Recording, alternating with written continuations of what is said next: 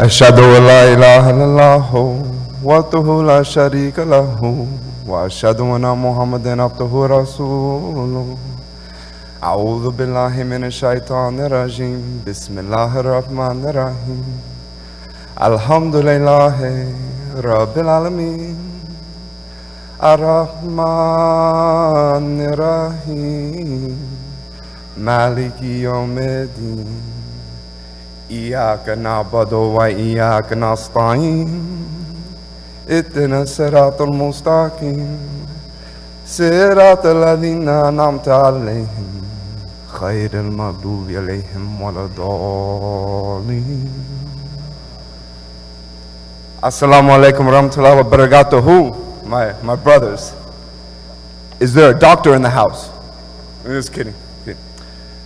You know, I've thought about this a number of times, and there's many reasons why I accepted Islam Ahmadiyya, but I've been able to follow it back to one source, and it's I keep getting back to the Holy Quran.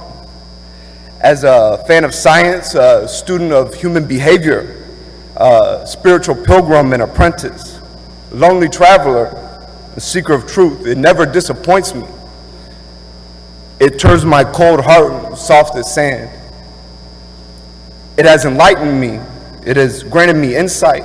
It's increased my intelligence, my memory, and it's changed my perception and how I see the world and how I see people, how I see God, how I see His prophets. I don't think I'll ever be the same again. I can't cover up truth anymore. It screams in my head. It is it's become my unclimbable mountain.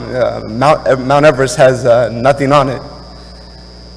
It's simple and it's clear and it's understandable, yet it's so complex and hidden. And you know, the minute you think you got it, you missed it. You know, it didn't just bring about this change in me, it inspired it. I had no want for change until I read this book. It has given me the greatest arguments. I love the arguments of Abraham. I had no insight to this before. Any good argument I have, it stems from there. In this age of overflowing information and knowledge and everybody that has a point of view, it has taught me to discriminate between that which is truth and falsehood. When I fall stagnant and I can't move, it shakes me, and it makes me kick into that action that seemed almost impossible that makes it easy. It has exposed low desires, and then it makes them blow in the wind like dead vegetation. It makes me wake up every morning and decide Ahmadiyya. I don't think that it was something you can do just once. I think it's a decision that I make every day.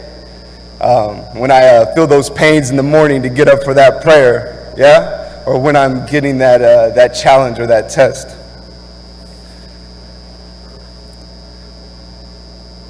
It was actually my neighbor who had introduced me to Islam Ahmadiyya. You know, he didn't get into my face about it. He was a good neighbor. He followed the sunnah of the Holy Prophet ﷺ. He was the best neighbor I had ever had. He did nice things for all of us. He would make us good food. If our cars broke, he would fix them. You know, and he always had good advice. He was a sincere counselor to us.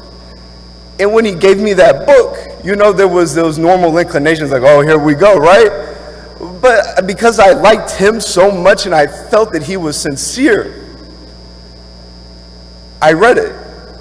And it wasn't what I thought it was going to be. As you all know, it didn't say if you do bad things, you're going to hell. It said this is why we do good things. They're good for us on a physical level, a moral level, and a spiritual level.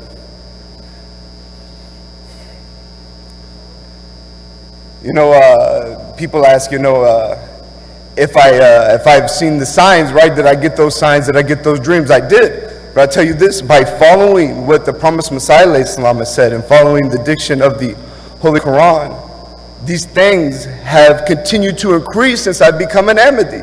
And therefore, I would say that these things are a gift for all of you.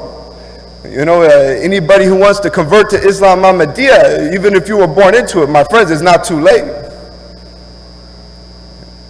while I have the mic, I'd like to thank everybody for all the things they've done for me so far. And I've enjoyed getting to know all of you. Thank you. Thank you. Thank you.